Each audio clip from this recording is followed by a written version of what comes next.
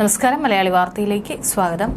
കഴിഞ്ഞ ദിവസമാണ് കൊച്ചിയിൽ പനമ്പിള്ളി നഗറിൽ സ്വന്തം കുഞ്ഞിനെ ഒരമ്മ, അത് പ്രസവിച്ച് മണിക്കൂറുകൾ കഴിഞ്ഞേയുള്ളൂ, ആ ഒരു കുഞ്ഞിനെ സ്വന്തം അമ്മ തന്നെ ഫ്ളാറ്റിന്റെ മുകളിൽ നിന്ന് വലിച്ചെറിഞ്ഞ് കൊലപ്പെടുത്തിയത്. അതിൽ ആ യുവതി പീഡനത്തിനിരയായിട്ടുണ്ട് എന്നായിരുന്നു പിന്നീട് വന്ന റിപ്പോർട്ടുകൾ. പിന്നീട് ആ പ്രതിയെ അന്വേഷിച്ചുകൊണ്ടിരിക്കുകയാണ്. എല്ലാ തെളിവുകളും പോലീസിന് ലഭിച്ചിട്ടുണ്ടെന്നാണ് അറിയാൻ സാധിച്ചത്. എന്തായാലും വലിയ രീതിയിലുള്ള നടുക്കുന്ന ഒരു കൊലപാതകമാണ് ഉണ്ടായത്.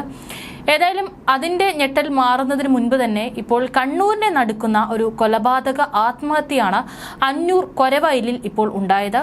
മാതമംഗലം കോയിപ്രയിൽ നിന്നും കാണാതായ യുവതിയെ അന്നൂരിലെ ഒരു വീട്ടിൽ മരിച്ച നിലയിൽ കണ്ടെത്തിയത്. അതിന് പിന്നാലെ തന്നെ ഇവരുടെ സുഹൃത്തെന്ന് കരുതുന്ന യുവാവിനെയും തൂങ്ങി മരിച്ച നിലയിൽ കണ്ടെത്തിയതാണ് ദുരൂഹത വർദ്ധിപ്പിക്കുന്നത്. അനിലയെ കാണാനില്ലെന്ന് കാണിച്ച് ഭർത്താവ് കഴിഞ്ഞ ദിവസം പരാതി നൽകിയിരുന്നു.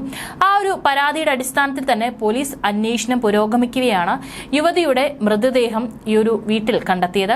ഭർത്താവ് പരാതി നൽകിയതിന്റെ പിറ്റേ ദിവസമാണ് അനിലയുടെ മൃതദേഹം കണ്ടെത്തിയത്. ഈ വീട് നോക്കാൻ ഏൽപ്പിച്ചിരുന്ന യുവാവ് സുദർശൻ പ്രസാദ് എന്ന ഷിജുവിനെയാണ് 22 കിലോമീറ്റർ അകലെ കുറ്റൂർ ഇരുളിൽ തൂങ്ങി മരിച്ച നിലയിലും കണ്ടെത്തിയത്. അന്നൂർ കൊരവയലിലെ ബെറ്റിയുടെ വീട്ടിലാണ് അനിലയെ മരിച്ച നിലയിൽ കണ്ടെത്തിയത്.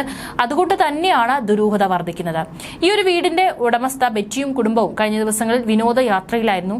ബെറ്റിയും കുടുംബവും ദിവസങ്ങളായി വീട്ടിലുണ്ടായിരുന്നില്ല. ഷിജുവിനെ വീട് നോക്കാനും വളർത്തുനായെ പരിചരിക്കാനും ചുമതലപ്പെടുത്തിയാണ് ഈ ഒരു കുടുംബം വിനോദയാത്രയ്ക്ക് പോയത്.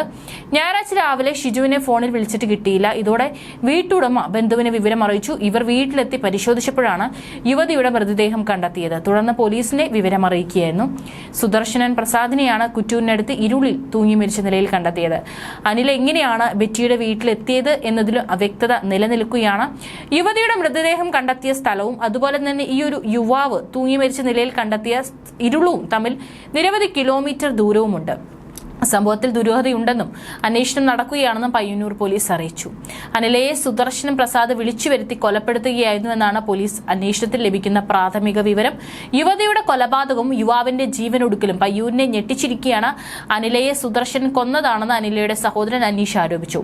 ഇന്നലെ രാവിലെ മുതൽ അനിലയെ കാണാനില്ലായിരുന്നു. രാവിലെയാണ് മരിച്ച വിവരം കിട്ടിയത്. മുഖം വികൃതമായ നിലയിലായിരുന്നു. മുഖത്ത് പലതുകൊണ്ടും അടിച്ചിട്ടുണ്ട്. മുഴുവൻ രക്തമായിരുന്നു.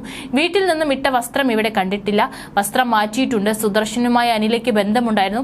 ഇടയ്ക്ക് നിർത്തിയതായിരുന്നെന്ന് മനീഷ് പറഞ്ഞു. എന്നാൽ ഇപ്പോൾ അതിക്രൂരമായ നിലയിലാണ് അനിലയുടെ മൃതദേഹം കണ്ടെത്തിയിട്ടുള്ളത്. ഏതായാലും രണ്ടുപേരും മരിച്ച സ്ഥിതിക്ക് എന്താണ് കൊലപാതകത്തിനുള്ള കാരണം തുടങ്ങിയിട്ടുള്ളതെല്ലാം തെളിവുകളും ശേഖരിച്ച് പോലീസ് അന്വേഷണം പുരോഗമിക്കുകയാണ്.